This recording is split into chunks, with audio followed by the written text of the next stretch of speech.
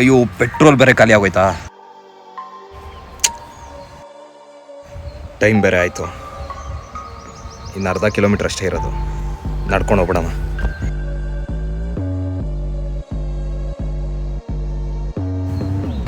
Hello.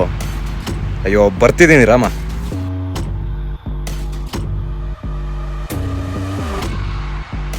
ಇವ್ರು ಯಾಕೆ ಹಿಂಗೆ ಬರ್ತಾವ್ರೆ? ರಾಬ್ರಿ ಮಾಡೋಕ್ಕೆ ಬರ್ತಿರ್ಬೇಕು. ಸರ್ ಸರ್ ನನ್ನ ಹತ್ರ ಏನೂ ಇಲ್ಲ ಸರ್.